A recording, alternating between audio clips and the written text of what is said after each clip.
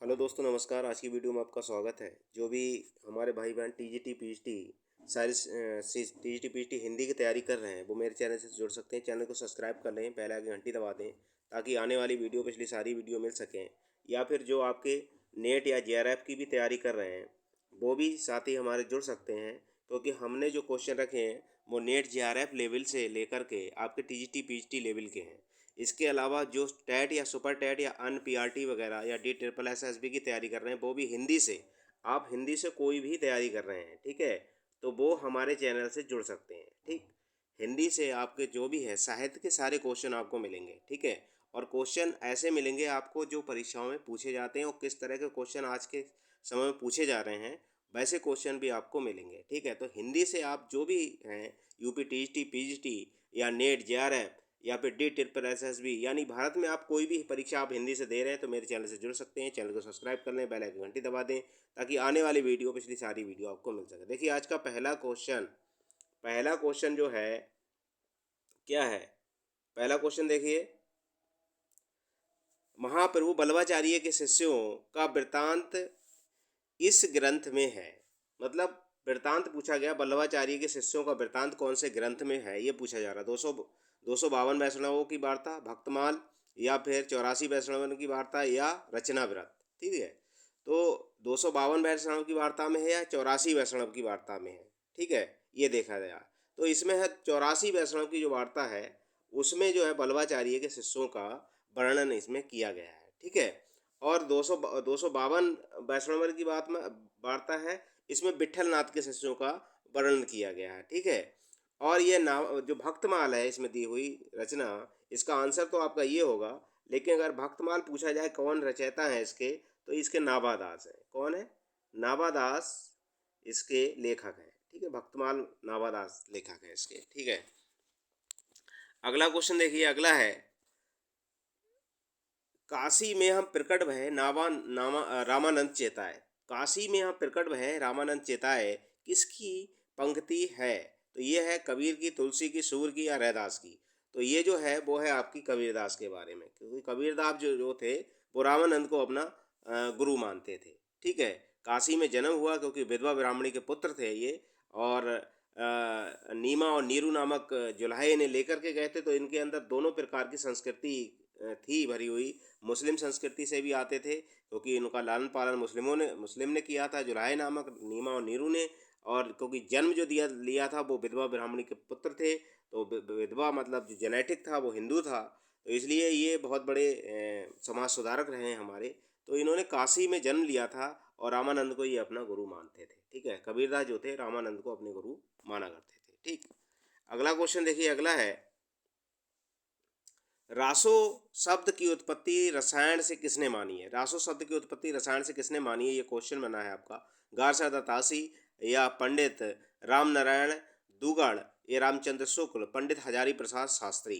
तो रासो शब्द रसायन की जो उत्पत्ति मानी है रासो ने, रासो शब्द की उत्पत्ति रसायन से मानी है, वो है आपके रामचंद्र शुक्ल। रामचंद्र शुक्ल ने रासो की उत्पत्ति वो रसायन से मानी है।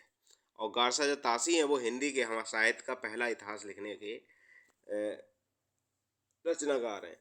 अगला क्वेश्चन देखिए, अगला है, लक्षण ग्रंथ का अर्थ है। लक्षण ग्रंथ का अर्थ क्या है? नायिका भेद, काव्यांश विवेचन, रस निष्पत्ति, या गुण और दोष।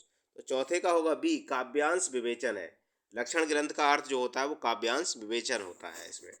अगला क्वेश्चन देखिए, अगला है, निम्नलिखित कवियों में रीति सिद्ध कौन है? रीति सिद्ध की बात हो रही, रीतिबद्ध, रीति सिद्ध और रीति मुक्त, दो तीन प्रकार के होते हैं, ठीक है। कौन से होते हैं आपके? रीति, एक तो रीतिबद्ध होता है, दूसरा आपका रीति सिद्ध हो गया, और फिर होता है रीति मुक्त, ठीक है। रीति मुक्त, तीन प्रकार के इसमें आपके रीति काल में जो है कवि माने जाते हैं, रीतिबद्ध, रीति सिद्ध और रीति मुक्त। तो रीतिबद्ध कौन से हैं? तो रीतिबद्ध अगर आएगा तो मतीराम है। रीतिबद्ध कौन है? आपके मतीराम है। और रीति सिद्ध आएंगे तो आपके बिहारी हैं। और रीति मुक्त आएंगे तो घनानंद है। घनानंद आपके कौन से हैं? रीति मुक्त कवि हैं। और बिहारी आपके रीति सिद्ध हैं। और मतीराम जो है वो आपके रीतिबद्ध कवि हैं, ठीक है। अगला क्वेश्चन देखिए, अगला है आपका इसमें, अनुमितिवाद के प्रतिष्ठा कौन थे? अनुमितिवाद के प्रतिष्ठाता कौन थे? भरतमुनि थे, आनंदवर्धन थे, शंकुक थे या अभिनव गुप्त थे? अनुमितिवाद, तो अनुमितिवाद किसके द्वारा लिखा गया है? ये है, देखिए कौन थे प्रतिपादक, इसके प्रतिष्ठाता। तो इसमें आपका छठे का होगा आपका सी, शंकुक। ठीक है, शंकुक जो है अनुमितिवाद के प्रतिष्ठाता थे। अगला क्वेश्चन देखिए, अगला है आपका किंकु कुकुम जानकर झपटा भौरा शुक की लाल चोंच पर, तोते ने निज ठोर चलाई जामुन का फल उसे सोचकर। में कौन सा अलंकार? संदेह है, स्वभोक्ति है, स्वभावोक्ति या अन्योक्ति या भ्रांतिमान। तो इसमें जो अलंकार होगा संदेह है या भ्रांतिमान, तो साथ में का होगा डी, इसमें भ्रांतिमान। इससे भ्रम पैदा हो गया था, क्या वो सोच रहा था कि ये जामुन है। ठीक है, तो यहाँ पर जो अलंकार होगा वो भ्रांतिमान अलंकार होगा आपका। अगला क्वेश्चन देखिए, अगला है आपका काव्य अलंकार के रचयिता हैं। काव्य अलंकार के रचयिता कौन है? भरत हैं, कुंतक है, भामह है या दंडी हैं? तो जो काव्य अलंकार है ये 10वीं सदी में लिखा गया ग्रंथ है, 10वीं सदी में लिखा गया है। और ये जो लिखा गया है काव्य अलंकार वो आपका भामह द्वारा लिखा गया है और भरत मुनि के काव्य शास्त्र से है। जो पहला का जो काव्य शास्त्र था, काव्य शास्त्र, तो काव्य शास्त्र अगर के लेखक अगर पूछे जाएंगे तो वो भरत मुनि है। और भरत मुनि इसी की, ये समझ लिए इसकी शाखा है। काव्य अलंकार जो लिखे भामह ने जो लिखी है वो भरत मुनि के काव्य शास्त्र से ही ली गई है, लेकिन काव्य अलंकार के रचयिता अगर पूछे जाएंगे तो भामह है और जो 10वीं सदी में ये लिखी गई थी। अगला क्वेश्चन देखिए, अगला है निम्नलिखित में से कौन भारोपीय परिवार की भाषा नहीं है? निम्नलिखित में से कौन भारोपीय परिवार की भाषा नहीं है? भारोपीय परिवार की भाषा देखिए, मराठी है, गुजराती है, मलयालम है या हिंदी है। तो भारोपी परिवार की जो भाषा है इसमें मराठी भी आपकी भारोपी परिवार की भाषा है, गुजराती भी आपकी भारोपी परिवार की भाषा है और हिंदी भी आपकी भारोपी परिवार की भाषा है। लेकिन मलयालम जो है वो आपकी भारोपी परिवार की भाषा नहीं है। ठीक है, तो इसका जो आंसर होगा वो आपका नमे का होगा सी। अगला क्वेश्चन देखिए, अगला है आपका ब्रज भाषा कहाँ बोली जाती है? ब्रज भाषा कहाँ बोली जाती है? इलाहाबाद में, ओरछा एवं झांसी में, मथुरा वृंदावन में या बनारस में? ब्रज भाषा की बात हो रही है, तो ब्रज भाषा जो है वो हमारी मथुरा और वृंदावन में बोली जाती है। ठीक है, मथुरा और वृंदावन में आपकी जो है वो ब्रज भाषा बोली जाती है। और आपकी जो इलाहाबाद साइड में ये अवधी का क्षेत्र आ जाता है। अगला क्वेश्चन देखिए, अगला है विश्व जन की अर्चना में नहीं बाधक था इस व्यष्टि का अभिमान, किसकी पंक्ति है? भरत भूषण अग्रवाल की, आगे की, नेमीचंद जैन की या त्रिलोचन की? ठीक है, तो ये जो आपकी दी है पंक्ति उसके बारे में पूछा गया है। तो 11 का जो होगा वो होगा आपका कौन सा? भरत भूषण अग्रवाल की ये पंक्ति है। अगला क्वेश्चन है आपका मतवाला। मतवाला के संपादक कौन थे? अम्य शशि सियर। जो मतवाला है वो आपके कौन होंगे? भारतेंदु हरिश्चंद्र होंगे, धर्मवीर भारती या सुपूजन सहाय या निराला? तो ये जो है वो निराला की है। ठीक है, निराला की जो कृति है वो निराला संपादक है, मतलब ये जो पत्रिका है मतवाला जो है वो पत्रिका है, तो इसके जो संपादक हैं वो है आपके निराला जी। ठीक है, कवि वचन सुधा अगर पूछी जाएगी तो आपकी भारतेंदु हरिश्चंद्र की होगी, इसके संपादक हैं। अगला क्वेश्चन देखिए, साखी किसका संकलन है? साखी किसका संकलन है? शमशेर बहादुर सिंह का, कीर्ति चौहान का या हरि नारायण व्यास का, विजय देव नारायण शाही का? साखी किसका संकलन है? साखी शमशेर बहादुर सिंह का, कीर्ति चौहान, हरिनारायण व्यास या विजय देव नारायण शाही? साखी का संकलन है वो है आपका विजय देव नारायण शाही। विजय देव नारायण शाही का ये संकलन है साखी। अगला क्वेश्चन देखिए, अगला है जीवन विवेक ही साहित्य विवेक है। जीवन विवेक ही साहित्य विवेक है, किसका कथन है? रामविलास शर्मा का, हजारी प्रसाद द्विवेदी का, मुक्तिबोध का या आगे का? जीवन विवेक ही साहित्य विवेक है, तो 14 का होगा सी, ये मुक्तिबोध का है। किसका है? मुक्तिबोध का कथन है। अगला क्वेश्चन देखिए, निम्नलिखित में से कौन प्रगतिशील आलोचक नहीं है? निम्नलिखित में से कौन प्रगतिशील आलोचक नहीं? प्रगतिशील आलोचक पूछे जा रहे हैं। तो नंद दुलारे वाजपेयी हैं, या शिवदान सिंह चौहान हैं, या प्रकाश चंद्र गुप्त हैं, या रामविलास शर्मा है? कौन से प्रगतिशील आलोचक नहीं है?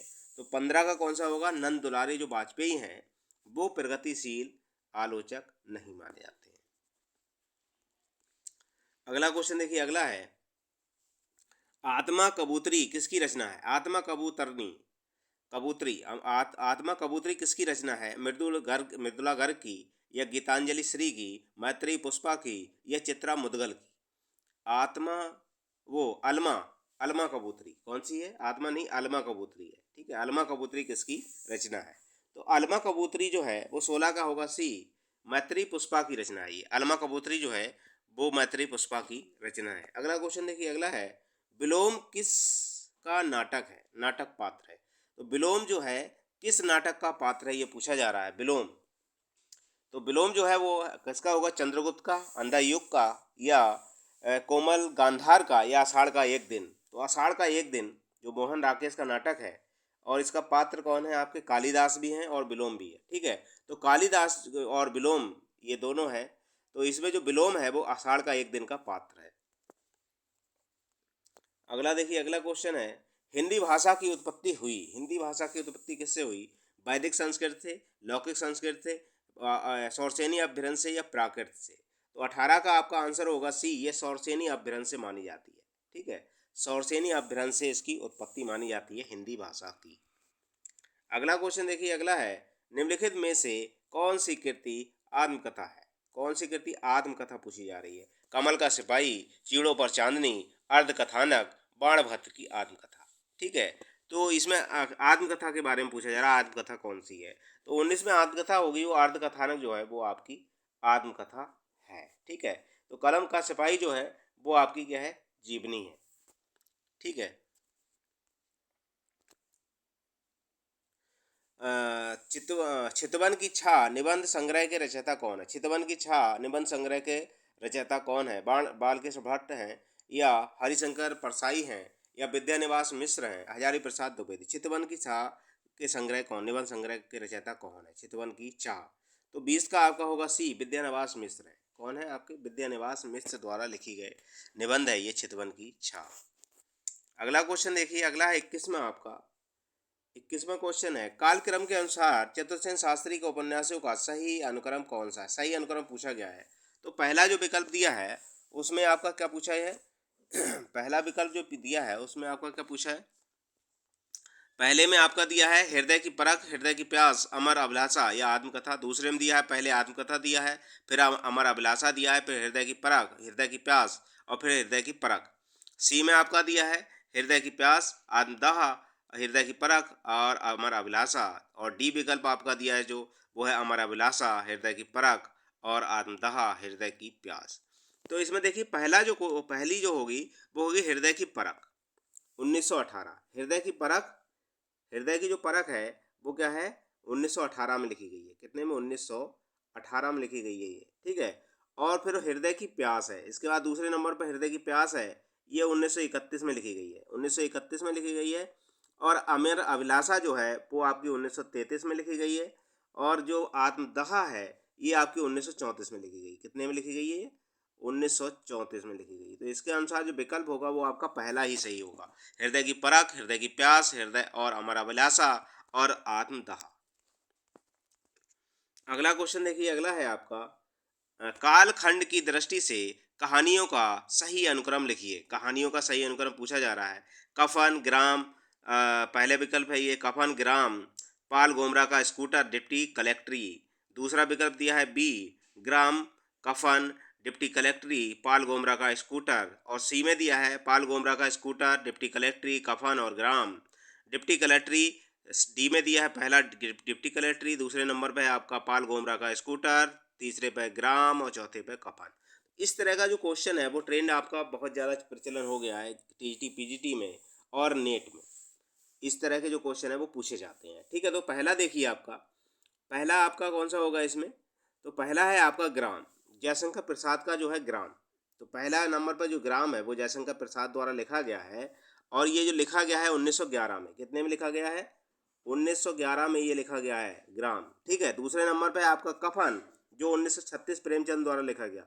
कफन जो प्रेमचंद का है वो 1936 में लिखा गया है, ये 1936 में। अब डिप्टी कलेक्टरी जो है वो लिखा गया है कितने में, 1960 अमरकांत द्वारा, 1960 में लिखा गया है। ये इसके लेखक जो हैं अमरकांत हैं और 1960 में ये लिखा गया है, ठीक है। और चौथे नंबर पर है पाल गोमरा का स्कूटर, ये 1995 में लिखा गया, उदय प्रकाश का है ये किसका है, 1995 में लिखा गया है और उदय प्रकाश इसके लेखक हैं। तो इसके अनुसार जो विकल्प होगा वो आपका बी विकल्प सही होगा। पहले नंबर पर ग्राम, दूसरे पर कफन, तीसरे पर डिप्टी कलेक्टरी और चौथे पर होगा पाल गोमरा का स्कूटर। यानी पहला ग्राम 1911 में लिखा गया है जो जयशंकर प्रसाद का है, और दूसरा है आपका कफन जो 1936 में लिखा गया है, तीसरा है आपका डिप्टी कलेक्टरी जो 1960 में लिखा गया है और इसके लेखक है आपके अमरकांत। पाल गोमरा का स्कूटर जो 1995 में लिखा गया, इसके लेखक है उदय प्रकाश। अगला क्वेश्चन देखिए, अगला है 23वां, निम्नलिखित नाटकों का सही अनुक्रम कौन सा है। नाटक अब है, देखिए कौन सा है। पहले पर दिया है आपका राजश्री, दूसरे पर दिया है आपका खजुराहो का शिल्पी, कोणार्क और फिर भारत दुर्दशा। दूसरा विकल्प आपका दिया है कोणार्क, भारत दुर्दशा, राजश्री और खजुराहो का शिल्पी। तीसरे सी में दिया है खजुराहो का शिल्पी, कोणार्क, राजश्री और भारत दुर्दशा। डी में आपका है भारत दुर्दशा, राजश्री, कोणार्क और खजुराहो का शिल्पी। निम्नलिखित नाटकों का अनुक्रम कौन सा होगा इसमें। तो 23 में देखिए सबसे पहला जो नाटक है वो है भारत दुर्दशा। पहले नंबर पर कौन सा है, भारत दुर्दशा, जो कि कितने में लिखा गया है आपका भारत दुर्दशा जो है 1876 में लिखा गया। कितने में, 1876 में लिखा गया और भारतेंदु हरिश्चंद्र द्वारा लिखा गया। किसके द्वारा, भारतेंदु हरिश्चंद्र इसके लेखक हैं। दूसरा है आपका राजश्री, और राजश्री जो लिखा गया है वो जयशंकर प्रसाद द्वारा लिखा गया है, वो लिखा गया है 1915 में। 1915 में ये लिखा गया, 1915 में राजश्री लिखा गया जयशंकर प्रसाद द्वारा। और कोणार्क जो लिखा गया है वो लिखा गया है जगदीश शंकर माथुर द्वारा, जगदीश शंकर माथुर द्वारा, और 1951 में लिखा गया। कोणार्क कितने में लिखा गया है, 1951 में कोणार्क लिखा गया 1951 में। और खजुराहो का शिल्पी ये जो लिखा गया है वो लिखा गया है शंकर शेष द्वारा 1972 में। कितने में, 1972 में ये लिखा गया। तो इसके अनुसार जो विकल्प होगा वो आपका डी होगा, क्योंकि भारत दुर्दशा जो है वो लेखक कौन है, भारत दुर्दशा भारतेंदु हरिश्चंद्र 1876 में, और राजश्री जयशंकर प्रसाद 1915, कोणार्क जगदीश चंद्र माथुर 1951, और खजुराहे का शिल्पी ये शंकर शेष का है जो 1972 में लिखा गया था। अगला क्वेश्चन देखिए, अगला है आपका कालक्रमानुसार ग्रंथों का सही अनुक्रम क्या है। कालक्रमानुसार अब ग्रंथ देखिए, पहले काव्य प्रकाश है कि 10 रूपक है, काव्य अलंकार सूत्र वृत्ति है या नाट्य शास्त्र है। फिर दूसरा विकल्प दिया नाट्यशास्त्र, काव्य अलंकार सूत्र वृत्ति 10 रूपक या काव्य प्रकाश। सी में दिया है काव्य अलंकार सूत्र वृत्ति, नाट्यशास्त्र, काव्य प्रकाश या 10 रूपक। और डी विकल्प दिया है आपका 10 रूपक, काव्य प्रकाश, काव्य अलंकार सूत्र वृत्ति या नाट्यशास्त्र। 24 का, तो 24 में देखिए सबसे पहला जो ग्रंथ है वो है आपका नाट्यशास्त्र जो भरत मुनि का है और पहली सदी में लिखा गया है। कब लिखा गया है, पहला जो है नाट्यशास्त्र है जो कि पहली सदी में लिखा गया है वो भरत मुनि का है। किसका है, भरत मुनि का, और पहली सदी का है, पहली सदी में, ठीक है, पहली ही सदी में ये लिखा गया है और इसके लेखक जो है वो भरत मुनि है। कौन है, भरत मुनि आपके, ठीक है। दूसरा है काव्य अलंकार सूत्रवृत्ति, तो काव्य अलंकार सूत्रवृत्ति जो है वो वामन का है, वामन का है और 8वीं सदी में लिखा गया है। कौन सी, 8वीं सदी में लिखा गया है और ये वामन द्वारा लिखा गया है। कहते वामन ने ये लिखा है काव्य अलंकार सूत्रवृत्ति। अब 10 रूपक किसके लेखक है, तो 10 रूपक जो लिखा गया है वो धनंजय द्वारा लिखा गया है, धनंजय द्वारा लिखा गया है और 11वीं सदी में लिखा गया है, ये 11वीं सदी में लिखा गया है, ठीक है, और धनंजय इसके लेखक हैं। और काव्य प्रकाश जो है वो आपका मम्मट का लिखा गया है और 11वीं सदी में लिखा गया है, ये भी 11वीं में लिखा गया है, लेकिन इसके जो लेखक हैं वो आप कौन से हैं, मम्मट। कौन है, काव्य प्रकाश के लेखक जो है वो मम्मट है। कौन से हैं, मम्मट, ठीक है, मम्मट का। तो इसके अनुसार जो विकल्प होगा वो आपका बी सही होगा, ठीक है। यानी कि आपका नाट्यशास्त्र लिखा भरत मुनि ने पहली सदी में, काव्य अलंकार सूत्रवृत्ति लिखा वामन ने 8वीं सदी में, और 10 रूपक जो लिखा वो धनंजय ने लिखा 11वीं सदी के आरंभ में, और आपका काव्य प्रकाश जो मम्मट ने लिखा था वो आपका लिखा था 11वीं सदी के अंत में लिखा गया। तो इसके अनुसार जो विकल्प होगा वो आपका होगा बी सही। अगला क्वेश्चन देखिए 25वां क्वेश्चन है, प्रकाशन काल के अनुसार निम्नलिखित यात्रा वर्णनों का सही अनुक्रम बताइए। अरे यायावर रहेगा याद, देश विदेश, तंत्र लोक से यत्र लोक तक, हंसते निर्झर दहकती भट्टी। बी विकल्प जो दिया है वो दिया यात्रा विरत हैं ये, और इनका ये वर्णन करना है कि क्रम से कौन सा, पहले कौन सा लिखा गया और बाद में कौन सा लिखा गया। तो दूसरा देखिए, दूसरे में लिखा है आपका हंसते निर्झर दहकती भट्टी, देश विदेश अरे यायावर रहेगा याद, तंत्र लोक से यंत्र लोक तक। अब सी में दिया है देश विदेश तंत्र लोक से यंत्र लोक तक, हंसते निर्झर दहकती भट्टी अरे यायावर रहेगा याद। और डी जो दिया है अरे यायावर रहेगा याद, देश विदेश हंसते निर्झर दहकती भट्टी तंत्र लोक से यंत्र लोक तक। ठीक है, तो इसमें देखिए आपको कौन सा सही होगा। तो 25वें का आपका कौन सा होगा, पहले यायावर रहेगा याद जो 1953 में लिखा गया है, अरे यायावर रहेगा याद। अरे यायावर देखिए दो में दे लिया है, अरे यायावर रहेगा याद, अरे यायावर रहेगा याद। तो ठीक है, ये 1953 में लिखा गया है, कितने में, 1953 में। ठीक है, 1953 में लिखा गया है, और ये आगे आगे द्वारा लिखा गया है। ठीक है, उसका दूसरे नंबर पर है आपका देश विदेश, दूसरे नंबर पर क्या है, देश विदेश है, और दिनकर द्वारा है 1957 में लिखा गया है। ठीक है, क्या लिखा गया है, 1957 में, ये 1957 में लिखा गया है, देश विदेश यानी इन दोनों में है। अब दूसरा देखिए, दूसरे नंबर पर क्या है, हंसते निर्झर दहकती भट्टी, हंसते हंसते निर्झर दहकती भट्टी, जो कि किसके, विष्णु प्रभाकर द्वारा लिखा गया है 1966 में, 1966 में। यानी अब विकल्प कौन सा, डी वाला सही हो रहा है। ठीक है, 1966 में। और दहकती भट्टी, हंसते निर्झर दहकती भट्टी जो है उसके लेखक विष्णु प्रभाकर हैं, 1966 में लिखा गया। और तंत्र लोक से यंत्र लोक तक, तंत्र लोक से यंत्र लोक तक, इसके जो लेखक हैं वो है नरेंद्र यानी नगेंद्र, ये 1968 में लिखा गया है, कितने में, 1968 में। ठीक है, तो आपका देखिए कौन सा विकल्प सही हो रहा है, डी, अरे यहाँ पर रहेगा याद, देश विदेश हंसते निर्झर और दहकती भट्टी तंत्र लोक से यंत्र लोक तक, यानी ये लिखा गया अरे यहाँ पर रहेगा याद आगे द्वारा लिखा गया 1953 में, और देश विदेश दिनकर द्वारा 1957 में, हंसते निर्झर दहकती भट्टी विष्णु प्रभाकर द्वारा 1966 में, और तंत्र लोक से यंत्र लोक तक नगेंद्र, इसको लिखा गया था आपका किस करने में, 1968 में। अगला क्वेश्चन देखिए 26वां है, निम्नलिखित रचनाकारों का सही अनुक्रम निर्धारित कीजिए। सही क्रम निर्धारित करना है, सही अनुक्रम क्या है, भगवती चरण वर्मा, बच्चन आगे या नरेंद्र शर्मा। बी विकल्प दिया आगे नगेंद्र शर्मा, बच्चन भगवती चरण वर्मा। और सी में दिया है बच्चन भगवती चरण वर्मा, नगेंद्र शर्मा या आगे या नरेंद्र शर्मा। डी में दिया है पहले फिर आगे फिर बच्चन फिर भगवती चरण वर्मा। रचनाकारों का सही अनुक्रम बताना है। ठीक है, तो 26 में देखिए सबसे पहले जो है वो भगवती चरण वर्मा है। भगवती चरण वर्मा जो हैं वो 1903 में इन्हें जन्म लिया, 1976 में इनकी मृत्यु हो गई है, कितने में, 1903 में इन्होंने जन्म लिया, और इन्होंने 1976 में इनकी जो है वो मृत्यु हो गई है। ठीक है, भगवती चरण वर्मा। दूसरे नंबर पर हैं आपके बच्चन जी, तो बच्चन 1907 में इन्होंने जन्म लिया है, और 2003 में वो 1907 में जन्म लिया, और 2003 में इनकी मृत्यु हो गई, 1907 में। यानी 1907 में इनका जो जन्म हुआ है और इनकी जो मृत्यु हुई है वो हुई है आपके 2003 में, 2003 में इनकी मृत्यु हो गई बच्चन की। और आगे आ गए आप तीसरे नंबर पर, तो आगे का जन्म जो है 1911 में हुआ है, कितने में हुआ है, 1911 में इनका जन्म हुआ है आगे का, और इनकी अगर मृत्यु को देखेंगे तो 1987 में हो गई है, कितने में, 1987 में इनकी मृत्यु हो गई आगे की।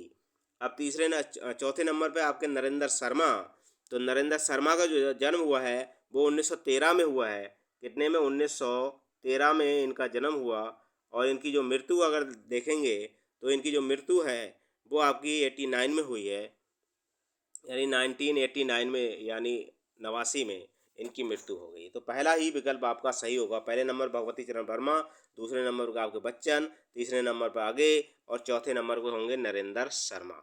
ठीक है, अगला क्वेश्चन देख लीजिए, अगला है आपका ज्ञानपीठ पुरस्कार प्राप्त रचनाकारों का सही अनुक्रम।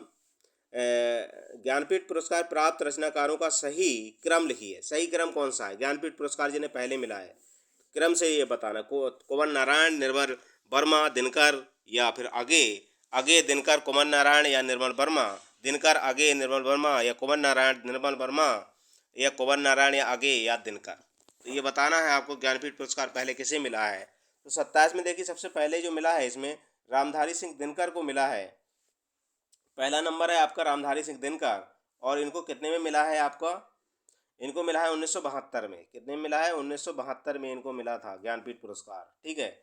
और दूसरे नंबर पर हैं आपके आगे, ठीक है। आगे को कितने में मिला है, तो आगे को जो मिला है वो मिला है 1978 में। कितने में मिला है, 1978 में मिला इनको, 1978 में ज्ञानपीठ पुरस्कार मिला है।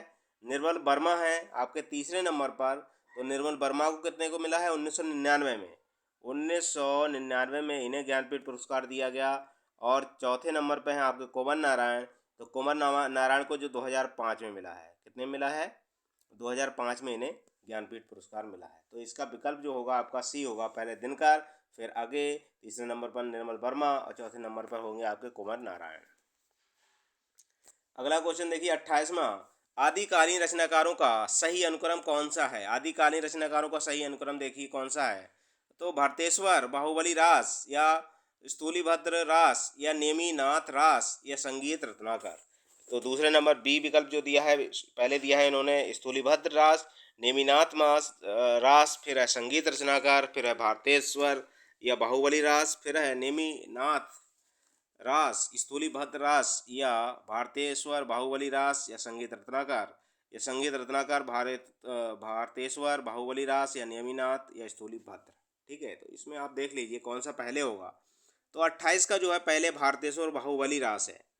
भारतेश्वर बाहुबली रास जो है वो पहले नंबर पर है, ठीक है। और ये कितने में लिखा गया है, शालीभद्र सूरी द्वारा लिखा गया 1984 में। वो कितने में लिखा गया है, 1984। तो ये जो है शालीभद्र सूरी द्वारा जो है वो नहीं, 1184 है। कितना है, 1184 में लिखा गया शालीभद्र सूरी द्वारा। और उसके बाद है स्थूलीभद्र रास, जो कि जिनधर्म सूरी द्वारा लिखा गया है 1231 में।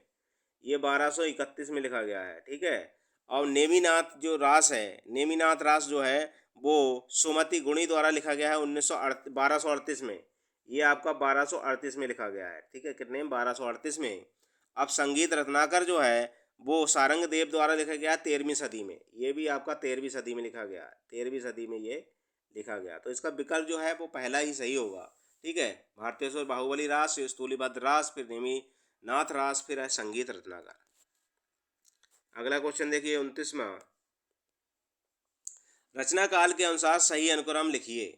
तो इंद्रधनुष रौंदे हुए ये, सीपियों पर धूप, नए इलाके में, बाज सिरबा के बहाने, या तीसरा आपका बी विकल्प में दिया बाज सिरबा के बहाने, नए इलाके में, सीढ़ियों पर धूप, इंद्रधनुष रौंदे हुए ये। तीसरा विकल्प दिया है नए इलाके में, सीढ़ियों पर धूप, इंद्रधनुष रौंदे हुए ये, या बाज सिरबा के बहाने, सीढ़ियों पर धूप, इंद्रधनुष रौंदे हुए ये, बाज सिरबा के बहाने, नए इलाके। तो आपका देखिए इसमें मिलान करने के लिए अनुक्रम है, रचना काल के अनुसार इस सही अनुक्रम बनाना है इसमें। तो 29 में जो आपका होगा वो पहला इंद्रधनुष रौंदे हुए ये, इंद्रधनुष रौंदे हुए ये जो पहले नंबर पर आएगा, ये आगे की रचना है, ठीक है। और 1957 में ये लिखी गई है। कितने में, 1957 में ये लिखी गई थी, ठीक है, आगे द्वारा लिखी गई है। सीढ़ियों पर धूप, ये आपका रघुवीर सहाय की है, और 1960 में लिखी गई है। कितने में, 1960 में ये लिखी गई है आपकी। तीसरे नंबर पर है नए इलाके में, अरुण कमल, 1996 में लिखी गई है ये। कितने में, 1996 में लिखी गई है, और अरुण कमल की है, ठीक है। अगला क्वेश्चन है बाज सिरबा के बहाने। तो बाज सिरबा के बहाने जो कुंवर नारायण की है और 2008 में लिखी गई है। कितने में, 2008 में, ठीक है। तो इसका विकल्प पहला ही सही होगा, ठीक। अगला क्वेश्चन देखिए, अगला है आपका, अगला जो क्वेश्चन है वो है आपका 30वां, काव्य लक्षण और उनके प्रतिष्ठापकों का सुमेलन कीजिए। शब्दार्थो साहित्यो काव्यम, शरीर ताप दृष्टितार्थ व्याच्छिन्ना पदावली, रमणीयार्थ प्रतिष्ठापका प्रतिपादका शब्दा काव्यम, या काव्यम रसात्मक काव्यम। तो इसमें मिलान करने के लिए है आपका। तो पहले का मिलान क्या है, शब्दार्थ साहित्यो काव्यम। तो ये किसका है आपका, 30 का आपको कौन सा होगा। तो 30 में जो होगा आपका वो कौन सा विकल्प है आपका, पहले का देखो 5वां, यानी ये समझ लीजिए शब्दार्थ साहित्य काव्यम किसका है, भामह का है। तो देखिए पहले में कौन सा 5वां लग रहा है आपका, ये देखिए विकल्प मिल गया 5वां आपका, ठीक है। यानी शब्दार्थ साहित्य काव्यम जो है वो भामह का लिखा हुआ है। और आपका देखिए बी वाला जो है शरीर ताप दृष्टार्थ, ये आपका लिखा गया है किसके द्वारा, दंडी द्वारा लिखा गया है। और रमणीयार्थ प्रतिपाद का शब्द काव्यम जो लिखा गया है ये आपका लिखा गया है पहले यानी पंडित जगन्नाथ द्वारा। और जो आपका चौथा है काव्य रसात्मक काव्यम, ये आपका विश्वनाथ द्वारा लिखा गया है। ठीक है, आपका जो विकल्प है वो आपका सी सही होगा। अगला क्वेश्चन देखिए, अगला है आपका, अगला क्वेश्चन है निम्नलिखित को सुमेलित कीजिए, अभिव्यंजनावाद या अंतश्चेतनावादी यथार्थवाद या स्वच्छंदनावाद या संप्रेषण। ठीक है, 31 में कौन सा होगा, तो 31 में देखिए विकल्प आपका कौन सा होगा, पहले का है आपका अभिव्यंजनावाद जो है वो क्रोचे द्वारा लिखा गया है। अभिव्यंजनावाद जो है वो उसके लेखक कौन है, क्रोचे हैं। और आपका कौन सा है दूसरा, तो दूसरे का आपके लेखक कौन से हैं, यथार्थवाद के तो D.H. लॉरेंस हैं। और स्वच्छंदतावाद जो लिखा गया है, स्वच्छंदतावाद वो आप कौन लिखे हैं, स्वच्छंदतावाद जो है वो वुडवर्थ द्वारा लिखा गया है। और जो आपका है संप्रेषण वो आपका रिचर्ड द्वारा लिखा गया है। ठीक है, इसका जो 31 का जो विकल्प होगा वो आपका डी सही होगा। ठीक है, अगला क्वेश्चन देखिए, अगला है आपका 32वां, निबंधकार और कृतियों का सुमेलन कीजिए। सुमेलन, निबंधकार और कृतियों का सुमेलन कीजिए। निबंधकार लिखने हैं और उसका सुमेलन करना है। तो कुंवरनाथ राय हैं, हजारी प्रसाद द्विवेदी हैं, और विद्यानिवास मिश्र हैं या रामचंद्र शुक्ल हैं। तो चिंतामणि हैं, प्रिय नीलकंठ मणि हैं या फिर नीलकंठी हैं, या मेरे राम का मुकुट भीग रहा है, भीष्म को क्षमा नहीं किया, या साहित्य देवता। तो ये निबंधकार हैं और आगे कृतिकार हैं। ठीक है, तो लेखक हैं और निबंधकार, निबंधकार और कृतियां हैं उनकी, यानी उनके निबंध हैं और उनके लेखक हैं, उनको मिलाना है। तो 32 का आपका देखिए, 32 का कौन सा होगा आपका, तो पहले का जो है वो दूसरा है, प्रिय कुंवरनाथ राय ने जो लिखा है वो प्रिया नीलकंठी लिखा है। और रामचंद्र शुक्ल का अगर देखेंगे तो चिंतामणि लिखा है इनने।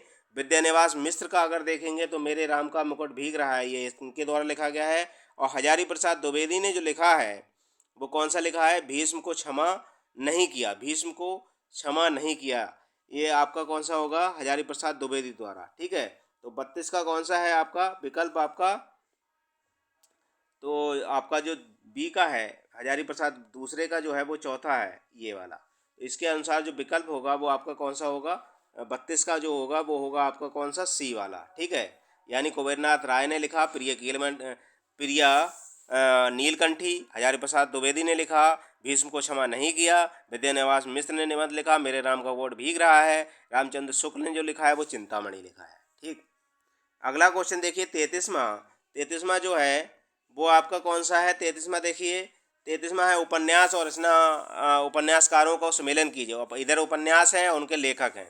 अब ये पुनर्वा, कब तक पुकारूं, भूले बिछड़े चित्र, मनुष्य और मनुष्य के रूप। तो पहला ही पुनर्वा जो है वो हजारी प्रसाद द्विवेदी द्वारा लिखा है। देखिए कौन सा होगा इसमें, 33 का सी, यानी पहले में तीसरा कौन सा होगा, पहले में तीसरा देखिए ये है, पहले में तीसरा ये है।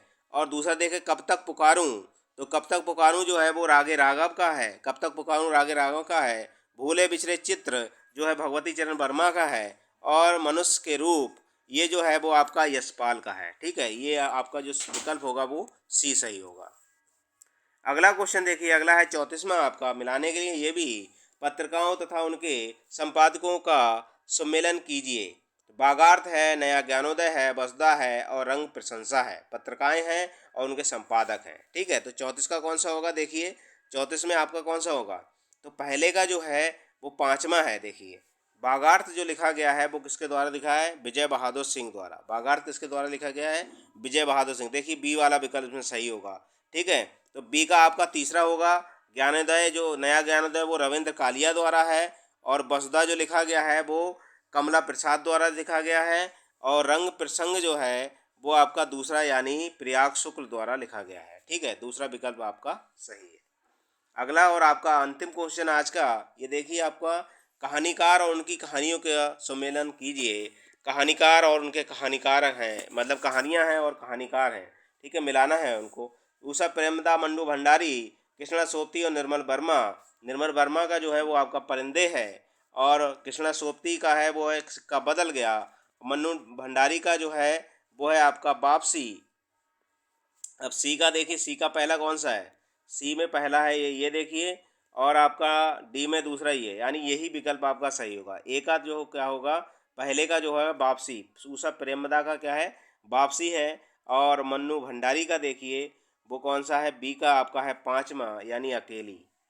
ये तो आपके अनुसार कौन सा होगा आपका, उषा प्रेमदा का जो लिखा गया है वो वापसी, मन्नू भंडारी ने लिखा अकेली, कृष्णा सोबती सिक्का बदल गया, और निर्मल वर्मा जो है वो परिंदे। ठीक है, तो ये जो क्वेश्चन थे 35 हिंदी से, जो आपके साहित्य से संबंधित क्वेश्चन हैं, जो भी भाई बंधु टीजीटी पीजीटी या फिर नेट की तैयारी कर रहे हैं वो मेरे चैनल से जुड़ जाएं, चैनल को सब्सक्राइब कर लें, बेल आइकन की घंटी दबा दें ताकि आने वाली वीडियो और पिछली सारी वीडियो आपको मिल सके।